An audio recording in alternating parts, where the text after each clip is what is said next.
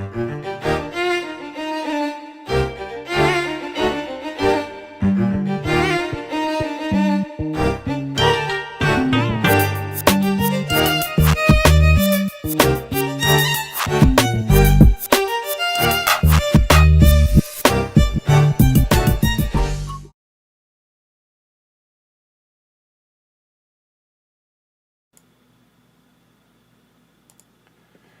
what is up, y'all? Welcome to Conversations with Heavy Cardboard. I am your host, Edward Euler. Happy to be joined by Besime Uyanik, both the designer of the upcoming Sammu-ramat, but also the CEO of Ion Game Design, who is, well, publishing her game as well. So welcome, Besime. Thank you very much. Nice to be here. All right, so I appreciate you doing this. Now, we're doing this in association with the fine folks over at SDHistCon, so big thank you to your support of them over there, and I wanted to be able to support them a little bit as well, so big thanks to them over, well, in San Diego. Better weather, really, really good weather out there, right? Definitely better than in Sweden. So. How is it? It's really cold here. Yeah, I imagine. I woke up this morning and it was like 42 degrees, and I was like, ooh, it's chilly. I imagine it's a bit chillier there. Yes, it is. So let's just get started. Let's get right into it. What got you interested in history to begin with? I've always been fascinated by history. So even in the university when I was studying business administration, I was doing like extra courses in history because it's always been fascinating. And the fascinating thing with history is that you learn so much from history. I wish everybody would like take time to read our history because it keeps on repeating. Maybe we wouldn't do all these mistakes that we are doing in the world if we actually took time to read the history. So true. So true. I always loved history. Yeah. So where did you grow up? Where did you go to school and everything? I'm born in Sweden, and I went to school here as well. So I studied in a university in south of Sweden. So, but my parents are from Turkey, and we are Assyrians. From that area makes appropriate tie-in thematically to your game, right? Exactly, it does. So before we get into talking about Sammu-ramat, though, how did you go from a degree in business to becoming the CEO of a board game company, of Ion Game Design? How'd that come about? Yeah, so I worked at a university as an international coordinator, and there I met Jon Munker, who's the founder of Ion Game Design, and we started working with a project together. And he said, I started a company, Ion Game Design, and you're the CEO now for that company. And so, and at first I was like, what? CEO for your company? Kind of surprised, but I fast got into it, and I enjoyed a lot to leading this company and seeing it grow and publishing all the fantastic games, the beautiful games we are doing. So it's been a journey, and it's been a fun journey, and I love being part of it. So what got you into board games then, to begin with? I played a lot with my family when I was younger, but like easier games than when that's not what we're doing at Ion right now, but right. So we do heavy cardboards, but board games, heavy board games, but we are trying to get into the mass market more as well, and that's where I was playing my games. Then together with Jon, during the years I've been the CEO, we've been playing a lot of games as well now, and I found my niche of games I like. So I like historical team games with strategy mechanics. So like Twilight Struggle is one of the games I enjoy. So I am a big fan, and recently started playing Imperial Struggle as well, which is kind of the follow up to Twilight Struggle, and have really been enjoying that as well. But how do you go from finding, okay, hey, I really enjoy playing these historical games, to, oh, you know what I'm gonna do? I'm gonna design one of those. So how do you make that transition between them? I always watched our designer. Like we have in-house designers at Assyrian Game Design, just like Jon is our lead game designer. And there's the creative process of getting a game going. And then being a CEO, it's important for me to see it, to understand the process really well. So Yoon and I was talking about it that, I want to do this as well. And I had the idea really clear in my head, like what kind of game I want to make and what theme I want to do. So that's kind of how it started. And it was actually on our way back from Essen, which is a fair in Germany. And there you get really inspired, meeting all other designers and seeing all other games. So I would sell it a little bit bigger than that. It's more than just a fair in Germany. Okay. It's the biggest board game convention in the world, right? At Spiel. So when was that? When did this kind of seed of the idea of designing this then? What year was that? When on the way back from? 2019. Okay, so y'all were just driving back to Sweden and. We were on a train on our way back to Sweden. And it takes a time sometimes to go from Germany to sure from Germany to Sweden.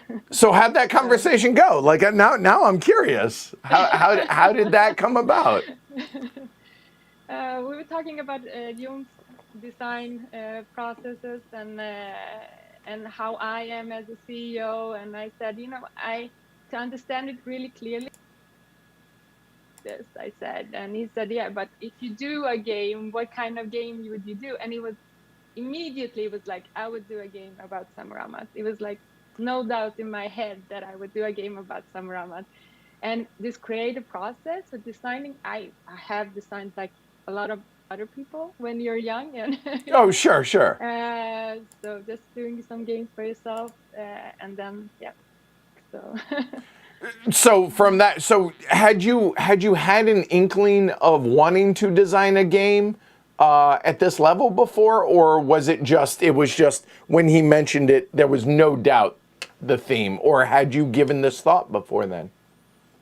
Not like maybe unconsciously, because when he said it, it was like immediately, this is what I want to do. I want to do about Sammu-ramat. I want to tell the story about Sammu-ramat. And board games is the perfect way of telling the story. You get the information without thinking that you're getting information. Getting homework at school, that's like, you don't want to learn anything. But by playing a game, you really do learn about the theme. And so that's how it is. So obviously Sammu-ramat was a focal point there for you. So why Sammu-ramat? I mean, I know the obvious ties, right? Because you are Assyrian, right? So that makes sense. But why else? My father has always talked about this queen. We are 3 girls, and my father was always trying to encourage us to be strong. And Sammu-ramat was the role model, kind of. And she was for us, she was a strong woman. And my father was telling the stories about how she led her military into war. She was in the forefront, going about, and so it made, it was so clear for me. That's what I want to do. I want to tell and encourage other women to be this strong, And that's incredible. So your dad took so correct me if I'm wrong, but Sammu-ramat was around the 800 BC, around that time frame, right? Yeah, 900 BC. I think 811 BC. Yeah, 811 BC is when her husband died, right? Yes. So your dad took this Assyrian queen from your heritage and used it to inspire his daughters to be fierce, strong, smart, amazing women. And here you are now, a grown woman, and now using that inspiration. Hey, I want to continue that legacy of doing that and showing strong women of history and get people interested in history while showing off your heritage. I mean, that's a win all the way around. It is. Yeah. Go ahead. Go ahead. No. Well, I was gonna say. So tell folks about Sammu-ramat, the game. So Sammu-ramat is a historical action selection game that highlights a time of political uncertainty in the Assyrian Empire during her reign. It's probably the uncertainty that led that the Assyrians accepted her rule as a woman, because women were at that point not leaders. And Sammu-ramat is a co-op game for 1 to 5 players. Yeah, and you are one of the advisors surrounding her, surrounding the royal court. So none of the players are actually Sammu-ramat. You're just there supporting her and trying to help her rule the kingdom. You can also take actions with Sammu-ramat. So you have your own personal advisors that you play, but you also have other advisors that will be next to the board, and you can take actions with Sammu-ramat as well.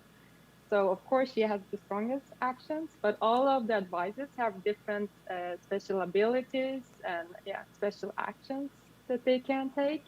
And because the map is one of the focal, really important parts of the game, as you go on and take over some of the get more vassal states, you get also more advisors to the game, and you can start taking action with those advisors as you go. So what drove you then to make this a co-op? Having this strong team, I think it's really good as a designer to really have a clear focus on what you're designing our theme of the game, because it was kind of clear immediately for me that this should be a co-op game. Because a queen can take, she can be a strong queen, but her advisors surrounding her is the ones that are actually helping her, like keep control of the empire, protected against external threats, and so on. So, and the Assyrian royals, they had like 150 advisors surrounding them, scholars that were helping them in the advices they were taking. So already in history, there was so I think co-op came by itself. When I started, that makes sense. I get that. I wasn't going to do a co-op because, as I said before, I like strategy games that but then it turned out to be a co-op, but because that's how the history was. So you're using the theme of the game to dictate the type of mechanisms that are in the game. Absolutely, yes, I am. And as I said, the stronger the team is, it's easier to take. So it's easy to say no, this can't be in the game because that's probably not how it was, and so on. So it makes my job much easier as a designer to follow the history, right? Exactly. Okay, so what's the goal of the game? You have different challenge cards.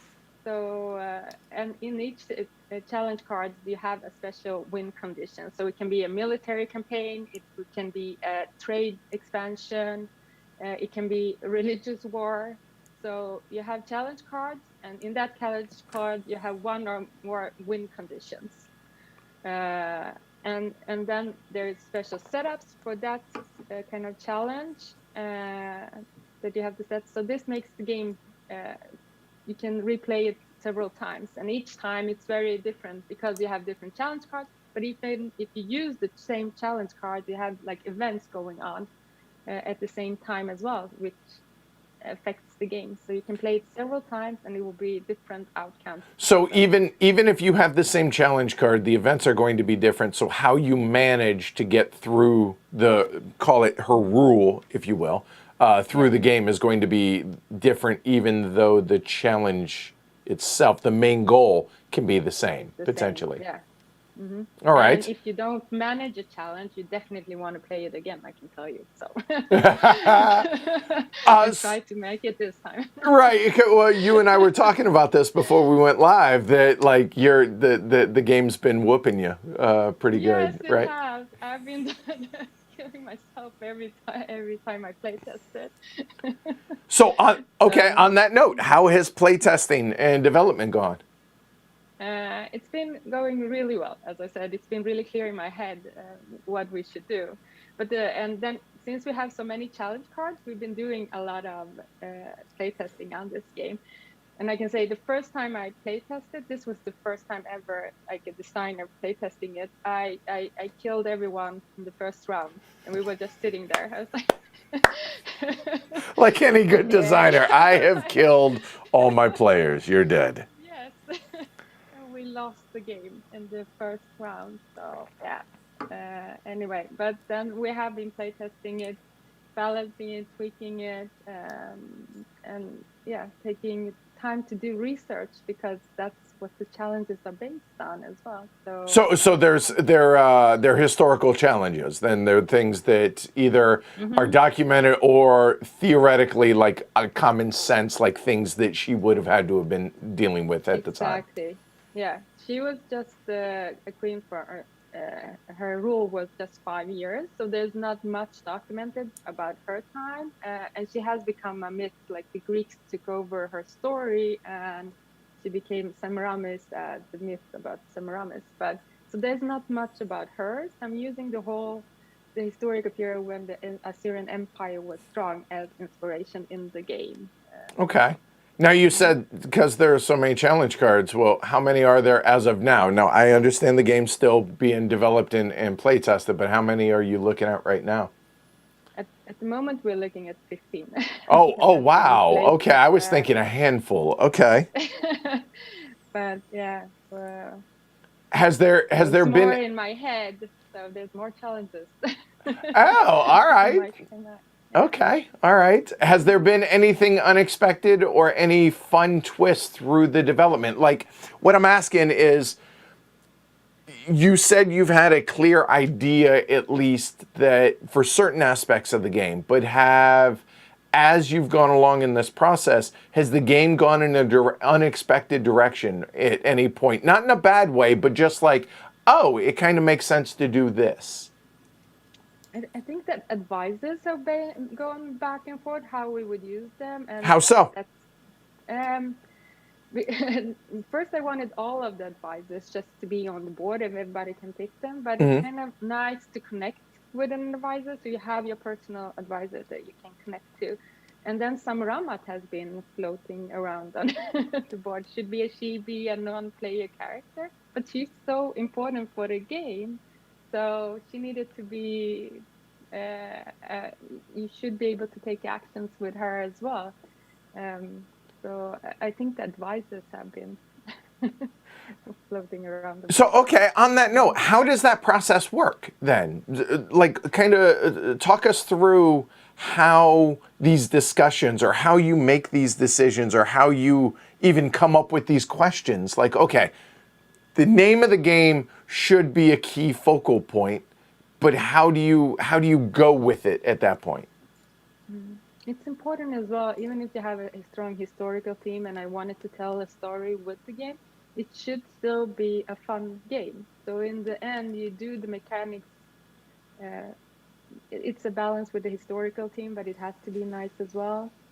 So, for example, with the map, I needed it's not exactly where the cities were or how the state formations were, but I had to take some decisions as a designer because the movements on the board, because it needs to be fun, it needs to be playable, it needs to be, because in the end, if people want to play my game, they will also hear my story. So the decisions have to be made also. So even if something in the game would be really close to my heart, I need to make sure that I need to scratch it if it means that the game will be more fun for the player. Because in the end, the player, you need to play it, Edward. So That you need to think it's fun That makes as sense. Yeah, well. you want to tell your story, but if people don't play the game, then you have to make the game enjoyable first and foremost. That makes sense. So, what Mm-hmm. on that note, what's your favorite aspect of the game? What is your favorite part of the game outside of the obvious theme?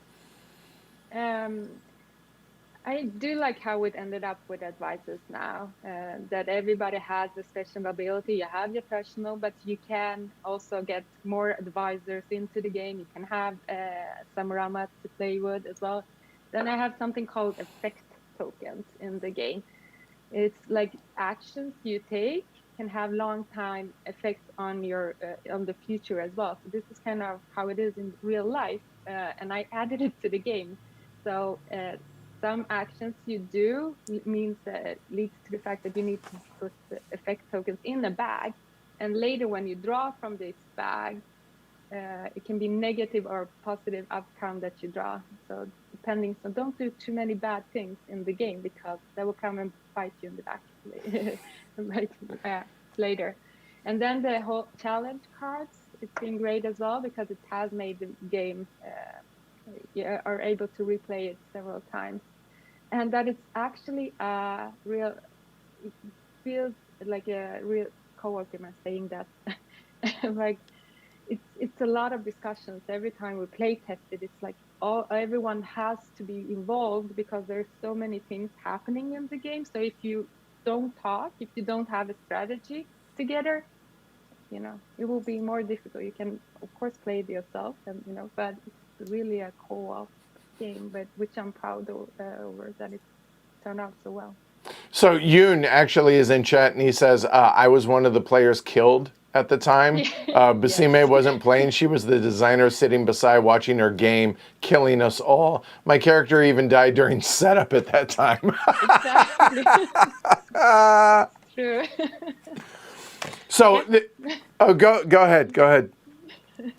Yeah, so after that, I've been killing myself instead. But Right. every time, yeah. Because if you can actually have your personal character can also be killed in the game, just like how it is in real life. So if you don't pay attention to your own character because you're over here doing a lot of other stuff, you can get killed out, and then you don't have any personal advisor. You just use the public, so you can continue playing. But yeah. Feel like, oh, that's what I've been doing to myself. Like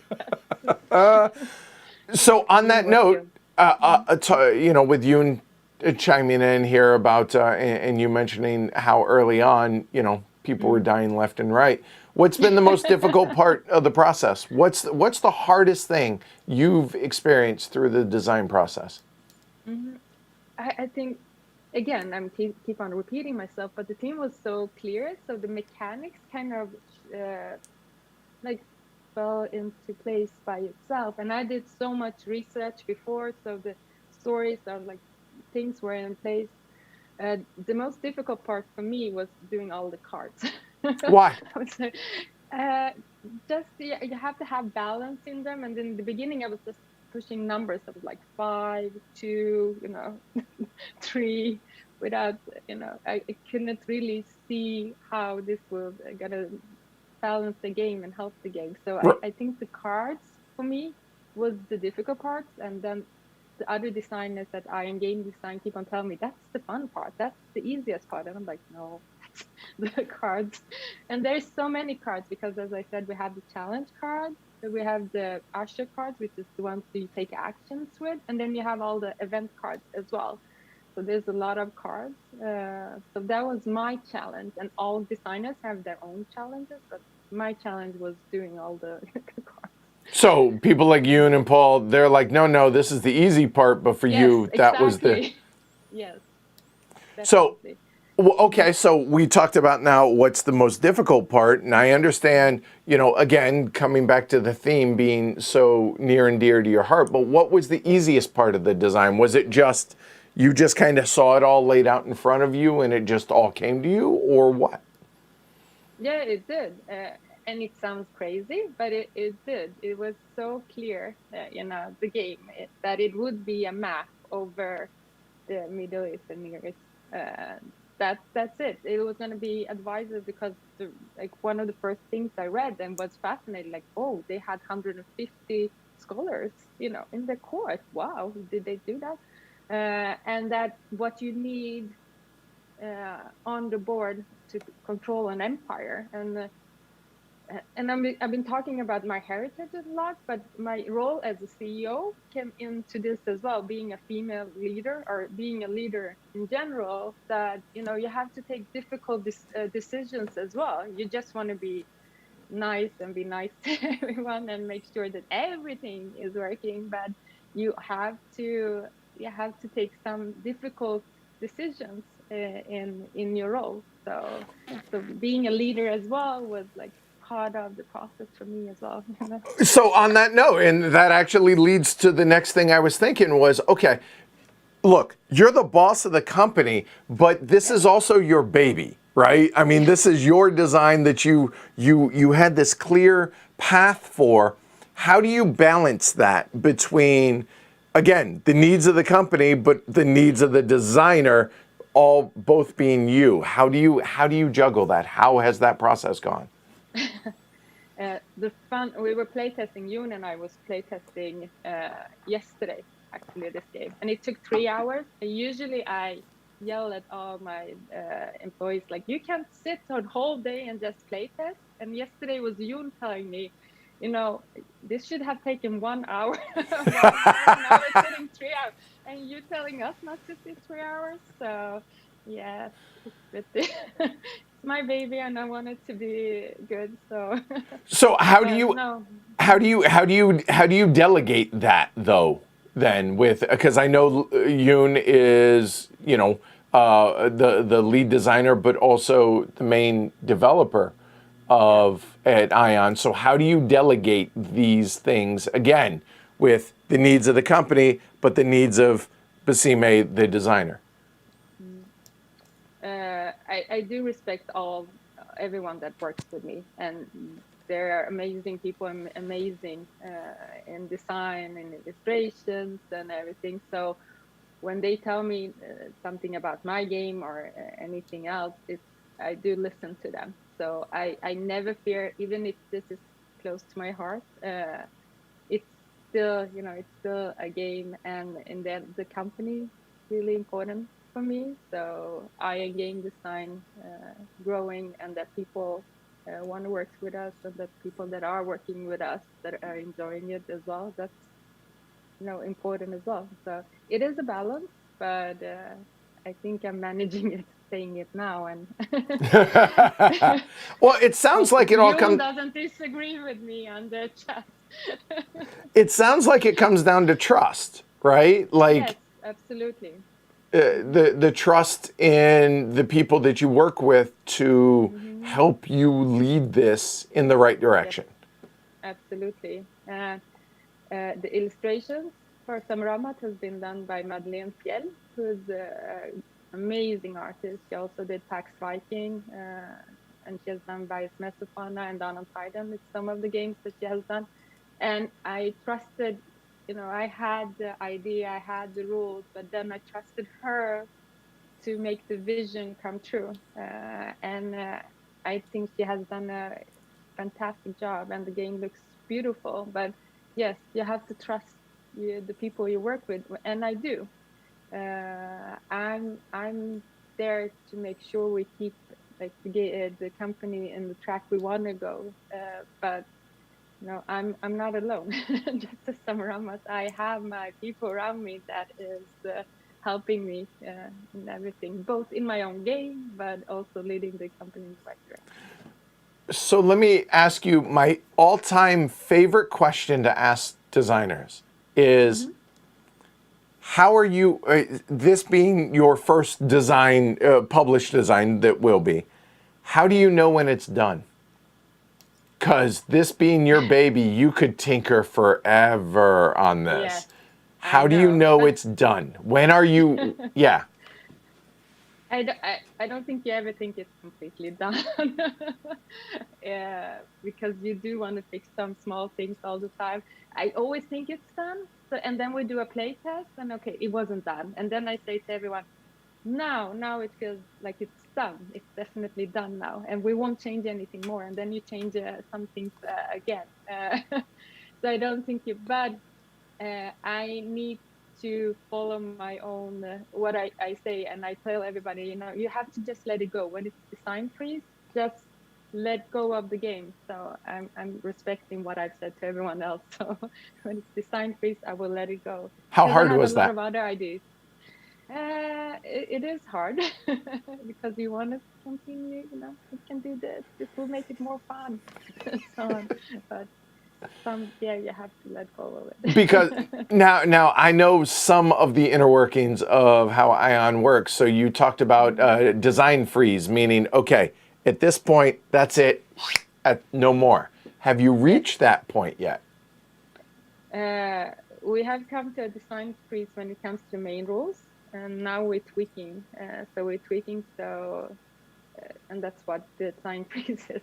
But we're still tweaking the cards, for example, and just make the balance so everybody doesn't die in the first round. Always a good thing, right? Yes, exactly. So if I'm understanding this right, what you're saying is basically the game like the game frame is all done now. Now it's just a matter of the tweaking and the balancing. But as far as you're not going to add in new mechanisms. You're not going to be changing X, Y, or Z. It's just a matter of, is this a 3 or a 4 type thing, right? Exactly. Yes.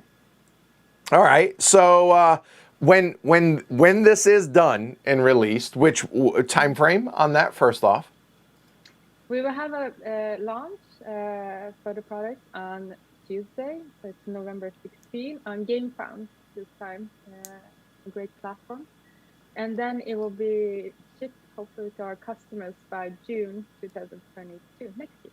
All right. So when this is done, do you have other ideas of designs? Do you want to, or was this okay, I appreciate the process, glad I did it, nah, I'm all set. So which is it?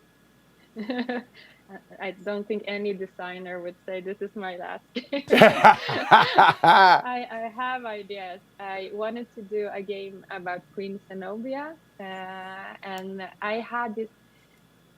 Sammu-ramat I knew was my first game, but I already decided it would be Sammu-ramat. But then I was listening to a podcast about Zenobia, and I was like, I want to do a game about Zenobia. She was a fantastic woman as well.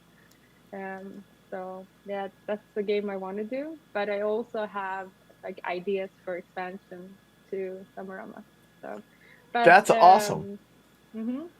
But I also am a CEO, which you are saying. So I most likely will be part of the design process, like a co-designer maybe for something. But yeah.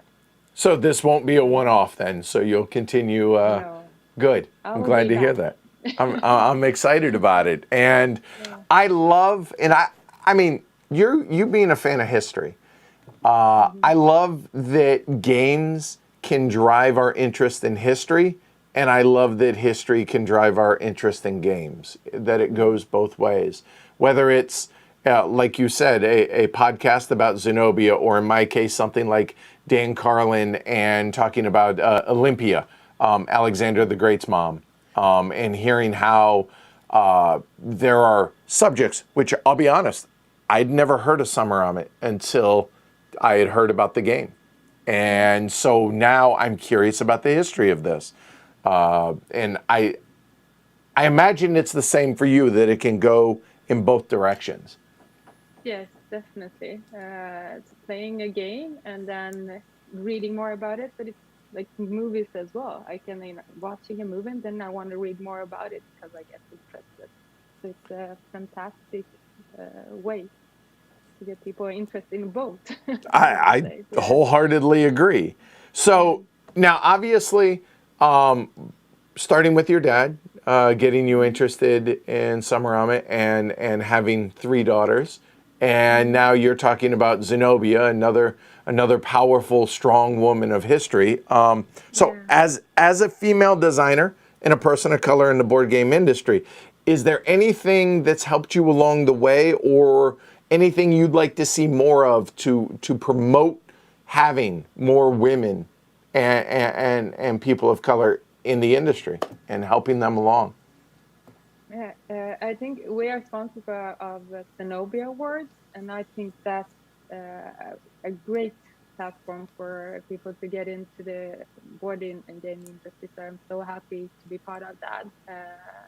And we are actually in contact with some of the winners from the Zenobia Award this year, and to see if we can publish them. Hopefully they choose to be part of us. And I think I really believe that the board game industry is becoming more inclusive. It is, and there's so much beginning to be a more consciousness about including people, because the games become better as well. Having people be seeing different things, we won't have the same things all the time.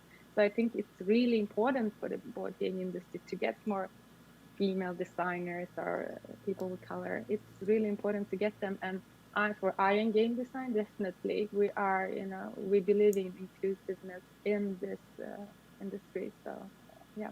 Yeah, I wholeheartedly agree. I was super excited to hear about the Zenobia Award and what it represents, and getting different points of view in the industry from a design standpoint or from CEOs or from anything. It benefits us all. It makes for better games, which everybody wins then, and that's awesome. Exactly. That's really, really exciting. I'm looking forward to this.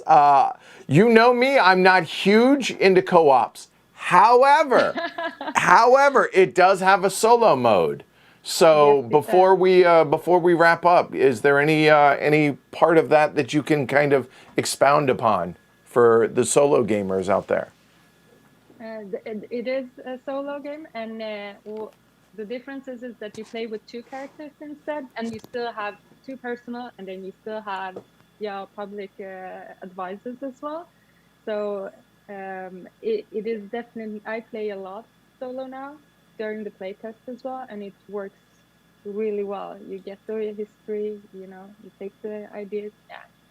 So all solo players, this is definitely a game for you. Good. Well, I'm looking forward to it for sure, and it sounds like a lot of folks are as well. So before we get out of here, at the end of all of my little interviews and conversations, I have a series of 6 fun yet thoughtful questions that I ask you to think about and but at the same time answer off the top of your head. They're all fun, so don't stress. You ready?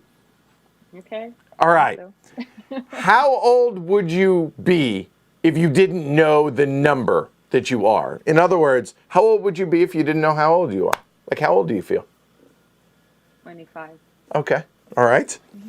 If you could master one skill, anything, what would it be? Oh. That was... See, for me, I want to play golf. I can't play golf. I'm terrible at playing. I am wretched at golf. And I love to cook, but I'm pretty good at that already. I want to draw. I want to be better in drawing. That's definitely something I want. There you go. All right. If you could have dinner and conversation with any person in history, who would it be?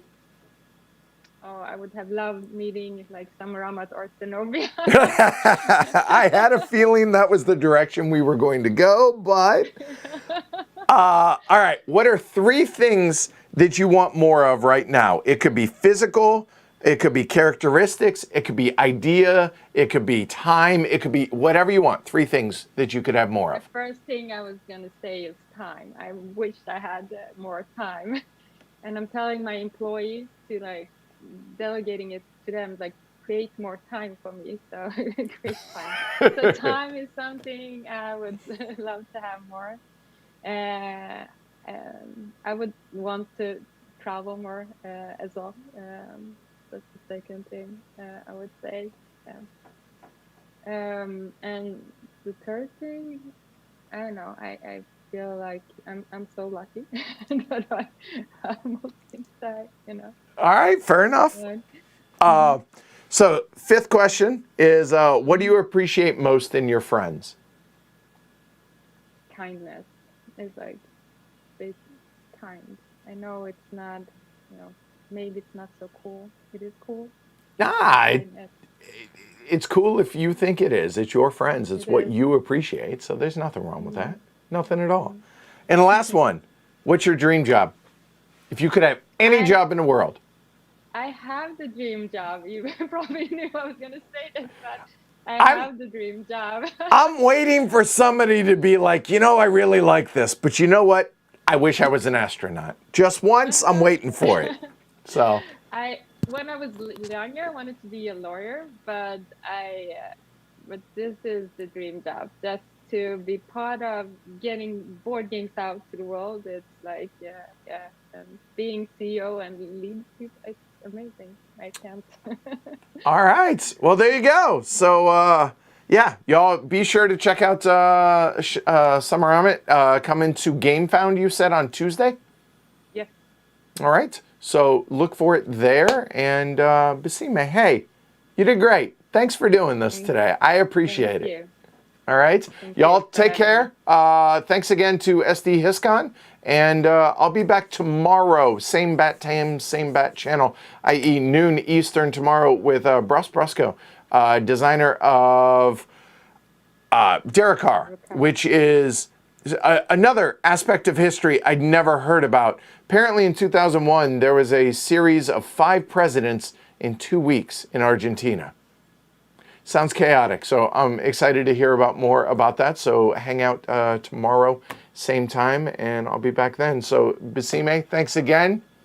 Take care, everybody. See y'all tomorrow.